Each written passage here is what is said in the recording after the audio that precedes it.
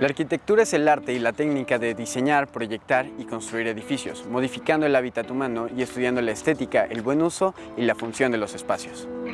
A diferencia de la pintura y la escultura, la arquitectura es un arte que necesita de la interacción de los seres humanos. Es un arte habitable que cumple con una función específica más allá de la mera contemplación. El día de hoy en Historia del Arte en Aguascalientes conoceremos una de las más bellas expresiones arquitectónicas de nuestra ciudad y a uno de los primeros profesionistas de la arquitectura en nuestro estado. Comenzamos.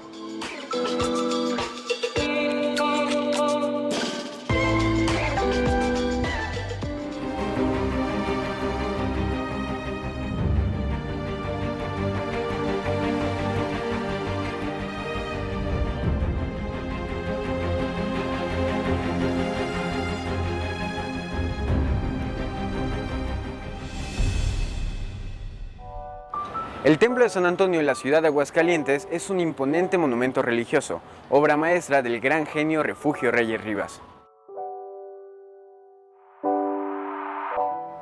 Lo que hace única en México esta construcción es su carácter ecléctico, ya que conjuga varios estilos arquitectónicos como el gótico, el barroco, el ruso, neoclásico e incluso el árabe.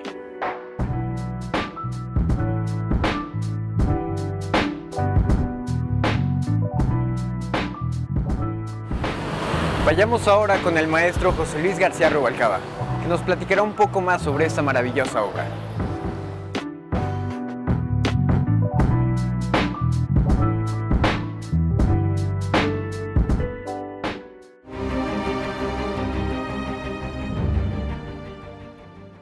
Bien, continuando con la obra de Refugio Reyes, habíamos comentado de la importancia de un templo que es el Templo de San Antonio. Bueno, para esto ya estuvimos platicando precisamente por la gran interrelación que las familias zacatecanas con las aguascalentenses tenían. Intereses comunes, había matrimonios entre ellos, alianzas comerciales, empresas, transportes, etc. Para esto, Antonio Morfín Brambila, dueño de la hacienda de Ciénega Grande en el municipio de Asientos, pues decide hacer un templo precisamente dedicado a su patrono, Antonio, a San Antonio. Y entonces San Antonio es un santo franciscano. Y uno dirá, bueno, ¿y qué tiene que ver un santo franciscano precisamente en un templo administrado por agustinos? Bueno, porque San Antonio también fue agustino. Y en ese caso, Antonio Morfín, antes de morir, encarga a su señora, su esposa, Genoveva Cepeda, que se construya un templo, para lo cual compra el terreno que actualmente está en la antigua calle del Olivo, ahora es la calle de Zaragoza, porque esos eran los límites de la ciudad. Hay que entender que Aguascalientes prácticamente se había mantenido muy compacta desde su fundación en el siglo XVI hasta la llegada del ferrocarril que sucede a finales del siglo XIX. Entonces esas eran las partes de afuera de la ciudad. Y para esto, bueno, ya se habían empezado a construir una serie de avenidas, dentro de las cuales va a estar el Castillo Douglas de John Douglas, entonces que son obras más o menos contemporáneas al Templo de San Antonio.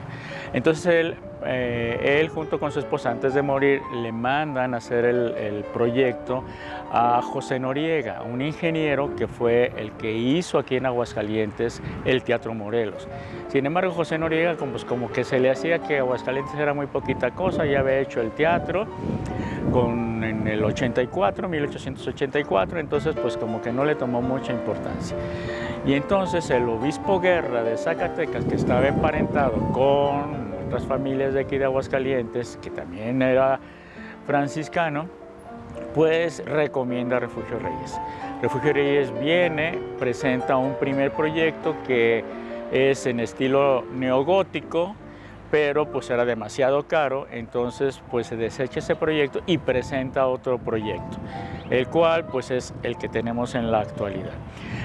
Cuando muere don Antonio Morfín Brambila, bueno, su viuda, gracias a la recomendación también del obispo, le encomienda a un fraile franciscano que administre los recursos para la construcción del templo. Sin embargo, el fraile, queriendo hacer negocios ganaderos, o algunas otras cosas, pues resulta que malversó los fondos, todo le salió mal o se fue, nadie sabe exactamente qué pasó con él, parece que colgó el hábito y algo del dinero se desapareció. Entonces, pues muy desesperada, se detuvo la obra casi un año y el sobrino de don Antonio Morfín, Antonio Morfín Vargas, que era el dueño de la hacienda de la cantera, una hacienda muy cercana a la ciudad, con una gran infraestructura hidráulica, con su propio molino, etc., pues él retoma el proyecto y él lo va a financiar. De hecho, lo hace. Y el templo empieza a trabajarse, es una obra ecléctica muy importante en lo que hay una síntesis y una congruencia entre distintos estilos arquitectónicos.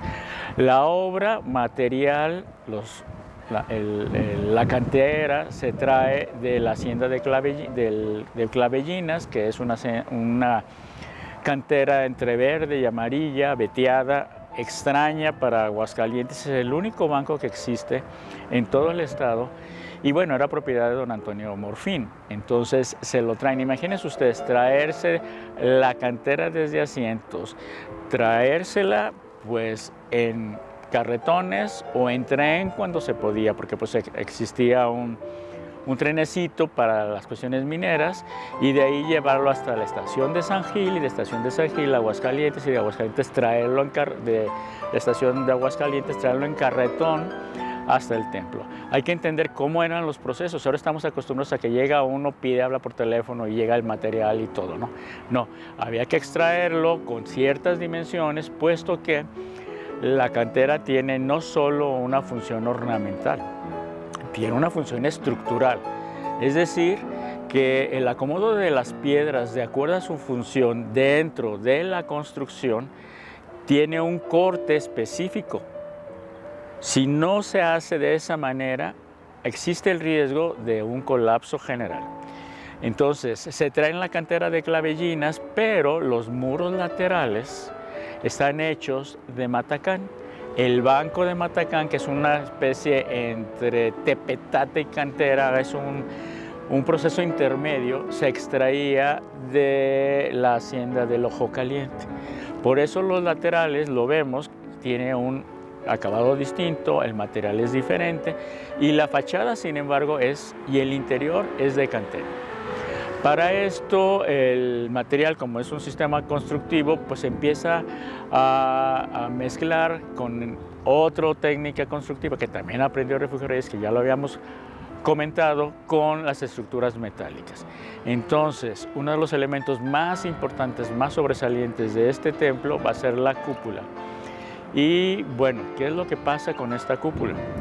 Los antecedentes son precisamente en Imágenes del Mundo, en Barcelona a la Vista, en una serie de álbumes fotográficos que él tenía, en palacios de Génova y de Venecia del siglo XIX, unas publicaciones alemanas, otras catalanas, otras norteamericanas, etcétera, en el que también vienen catálogos. Entonces, Refugio Reyes, que viajó muy poco, pues él no tenía esas posibilidades de irse como los hacendados, ¿verdad?, a Europa y embarcarse un mes y medio en un barco para estar allá y luego regresarse. Entonces, él, gracias a los libros que tenía, que él adquirió en la Ciudad de México, porque por su viaje en tren a Aguascalientes, Zacatecas, Aguascalientes, México, etc., pues resulta que la cúpula tiene muchísima influencia con la de Christopher Wren, que es la Catedral de San Pablo de Londres, y el Capitolio de los Estados Unidos. Si ustedes se fijan, tiene una serie de columnatas, ¿sí?, que son dos anillos, uno externo y uno interno. Entonces, para esto sigue el esquema tradicional de un templo católico, que es una nave de cruz latina, es decir, una nave central con dos altares laterales, el presbiterio, y en donde se juntan todas ellas está la cúpula. Entonces, ¿qué es lo que hizo Refugio Reyes? Pues hizo una cosa muy ingeniosa. Hizo un anillo externo de metálico, que se alcanza a ver el riel, y otro anillo interno, es decir, como dos círculos concéntricos en los cuales están unidos por una serie de rayos, que también es una estructura metálica en I, que son rieles del ferrocarril, que están forjados en la fundición precisamente del ferrocarril para darle la curvatura. Entonces, ¿qué es lo que pasa? Tenemos una estructura muy rígida que, independientemente de los soportes, que son las columnas, que le da una esbeltez increíble, pues eso es algo muy novedoso y causó muchísimo temor.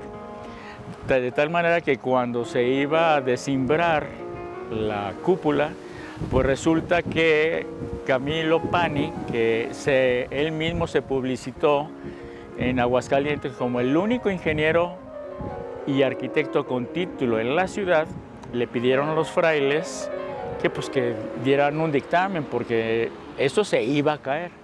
Y lógicamente, pues él fue con sus ínfulas, porque era una de las familias más prestigiosas de Aguascalientes, que luego tuvo mucho que ver en la época ya de postrevolucionaria. Sus hermanos fueron políticos, fueron arquitectos, urbanistas, muy importantes, pero pues parece que él era más pedante que proclive a hacer las cosas bien, ¿verdad? Bueno, este es un comentario personal. Y entonces, pues él hace su dictamen y dice, no, esto se va a caer. Pero el Refugio Reyes, que tenía toda la experiencia, porque no solo son esos anillos que cierran y evitan que los empujes colapsen la cúpula, sino que también en el crucero adelanta, como si estuviera volando la cúpula. Y tiene también un canal para, en la parte interior, en el deambulatorio, que es para aligerarlo, y también tiene una estructura metálica. Los que hemos andado en los deambulatorios y en esas partes, pues se ve perfectamente bien cómo están los hinchos metálicos. Entonces, bueno, Camilo decide y dictamina que se va a caer la cúpula, cosa que pues le enoja muchísimo al Refugio, y entonces lo que hace, se lleva a sus trabajadores de confianza y en la noche descimbran todo. Estamos hablando de 1908 y desde entonces ahí está la cúpula, no ha pasado nada, está deteriorada por falta de mantenimiento, por humedad, por filtración, humedad por condensación, pero eso es otra cosa.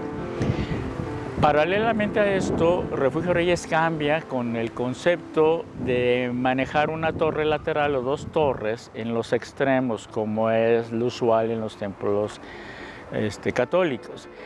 Hay una referencia importante. Él trabaja antes en la hacienda de Trancoso, en la capilla de la hacienda de Trancoso.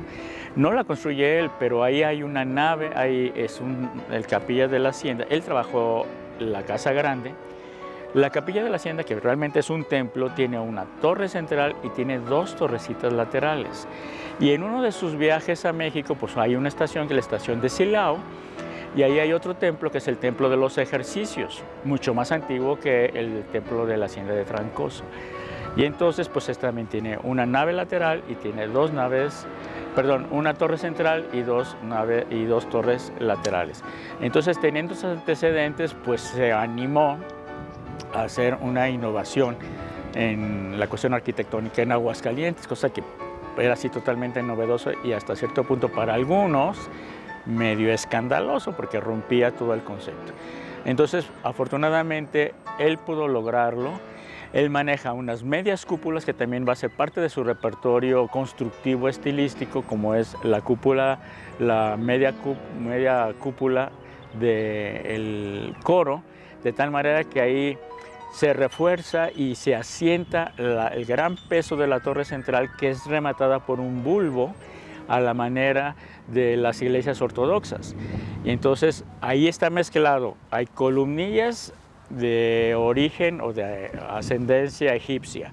Tenemos el gótico, tenemos el barroco, tenemos el neoclásico, tenemos el mozárabe, tenemos el bizantino, tenemos muchos estilos. Entonces es uno de los edificios mejor logrados de la arquitectura ecléctica en nuestro país. Es un emblema de Aguascalientes, es un símbolo de Aguascalientes. Y bueno, el remate urbano, que él cómo lo manejó, pues eso también fue muy importante, porque Siempre existen los elementos de referencia. Nosotros llamamos que hay acentos urbanos que son los que nos enfatizan cierto lugar. Y en este caso, la obra de Refugio Reyes lo hace. Y desde entonces, pues, es para nosotros, para los aguascalentenses, una obra de referencia y símbolo de nuestro estado.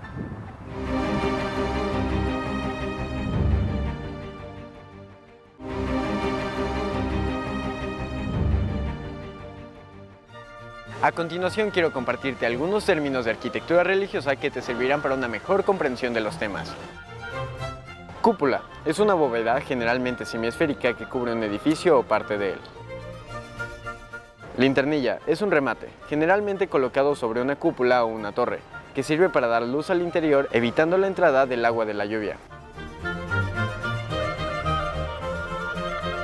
Tambor es el anillo sobre el que se sustenta una cúpula para conseguir mayor elevación.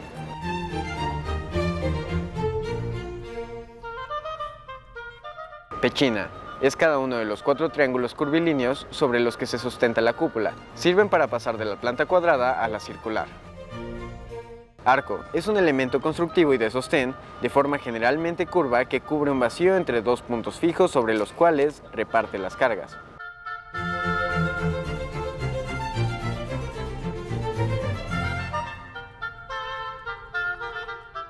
Balaustrada es una serie de balaustres unidos por 2 elementos corridos, uno abajo y otro arriba, que forman una barandilla.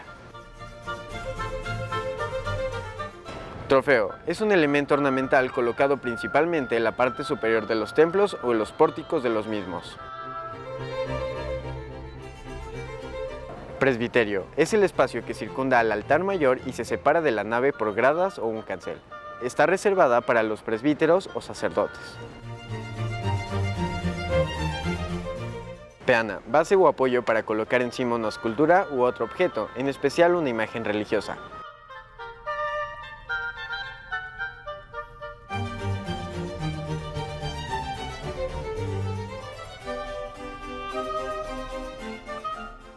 Mascarón, cara de piedra o de otro material que se coloca en las obras de arquitectura.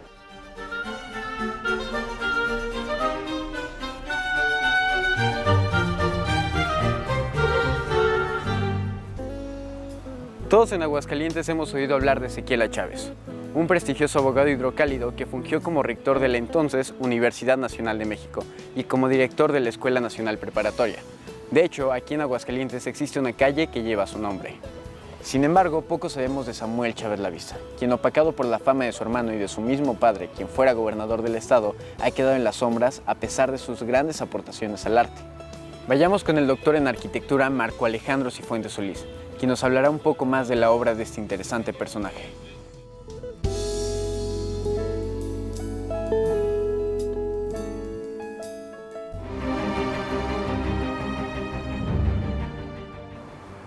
Seguramente todos ustedes conocen o han oído hablar de Ezequiel Chávez. Sin embargo, se conoce poco de su hermano mayor, Samuel Chávez. Samuel Chávez fue un arquitecto, ingeniero arquitecto, así viene su título, de finales del siglo XIX y con actividad todavía en el siglo XX. Un arquitecto que es poco conocido, pero yo me atrevería a decir que la historia de la arquitectura, no solo de Aguascalientes, sino también la historia de la arquitectura de México, estaría incompleta sin la figura de Samuel Chávez Lavista. Samuel Chávez Lavista fue hijo de un ex gobernador de Aguascalientes, llegó a ser también diputado, senador en el Congreso, fue el director de la Escuela de Agricultura y su hijo segundo, que fue Ezequiel, fue un personaje muy conocido, muy laureado, abogado de profesión, psicólogo, o por lo menos introductor de la psicología en México, pedagogo, filósofo, historiador, escribió sobre geografía, en fin, fue rector de la Universidad Nacional, fue director de la Escuela de Altos Estudios, que posteriormente se convirtió en la Facultad de Filosofía y Letras de la Universidad Nacional. En fin, todo un personaje que ha sido reconocido no solo nacionalmente, sino mundialmente. Sin embargo, su hermano mayor, Samuel, como digo, es muchísimo menos conocido y se diría que la fama de su hermano menor opacó prácticamente la importancia, el trabajo de Samuel. Bien, Samuel Chávez tiene importancia por varios aspectos. Yo me atrevería a decir que Samuel Chávez es importante para la historia de la arquitectura en México, al menos por dos proyectos muy importantes, conocidos, uno de ellos aquí en Aguascalientes y el otro en la Ciudad de México. Desde luego tuvo una producción mucho más amplia, pero yo creo que puede pasar a la historia como un personaje importante, en el caso de Aguascalientes, por haber sido el autor de un proyecto urbanístico que es conocido en el ámbito de la historiografía como el Plano de las Colonias, que fue prácticamente, en propias palabras de Samuel Chávez, un plan de desarrollo de las colonias del oriente de la ciudad de Aguascalientes. Y ese plan de desarrollo prácticamente lo que propuso fue crear una nueva ciudad, modernísima ciudad, o un nuevo sector de ciudad que prácticamente dobleteaba casi la superficie urbana que existía entonces del resto de la ciudad de Aguascalientes. Bueno, en fin, el otro proyecto importante por el cual yo diría que Samuel Chávez puede pasar a la posteridad es el proyecto de las reformas al Colegio de San Ildefonso en la Ciudad de México, en donde estaban las instalaciones de la preparatoria nacional, de la Escuela Nacional Preparatoria. Pero además de las reformas a lo que fue el antiguo Colegio de San Ildefonso, también fue el autor del anfiteatro conocido como de la Preparatoria y posteriormente nombrado como el Anfiteatro Bolívar de la Ciudad de México en el propio Colegio de San Ildefonso, que constituyó una propuesta interesantísima porque conjugó elementos de la tecnología más moderna del momento, que era la tecnología del concreto, con elementos decorativos, estéticos, artísticos, muy relacionados con la tradición barroca mexicana. Samuel Chávez además fue inventor, una faceta que se conoce muy poco, y además, según Raquel Tibol y según lo que hemos estado investigando, Samuel Chávez también se puede ser considerado como uno de los precursores de la danza moderna en México. Es decir, son facetas de un personaje complejo que, pues insisto, no ha recibido toda la importancia que se merece y que creo que se ha ganado perfectamente con toda su obra, tanto en el terreno de la arquitectura como en el terreno de la danza, que en aquel tiempo era llamada la gimnasia rítmica, y en el terreno de la música. Uno de los inventos que incluso patentó en Estados Unidos en el año 1920, la patente con registro número 989, un aparato, una especie de aparato musical o de instrumento musical que era llamado el tímpano neumáfono. En inglés era el Neumaphone Bells, así quedó registrado en Nueva York. Entonces estamos investigando sobre este instrumento musical, no hay mucha información, tenemos algunos elementos originales, planos, esquemas originales y bueno, en fin, Samuel Chávez creo que todavía es una página abierta para la investigación y para resaltar la importancia artística, arquitectónica, social e ideológica de este personaje. Sin duda, el día de hoy conocimos un poco más de la historia de nuestro estado. No queda nada más que agradecerles por habernos acompañado en una emisión más de Historia del Arte en Aguascalientes. Yo soy David Moreno Cermeño y nos vemos la próxima.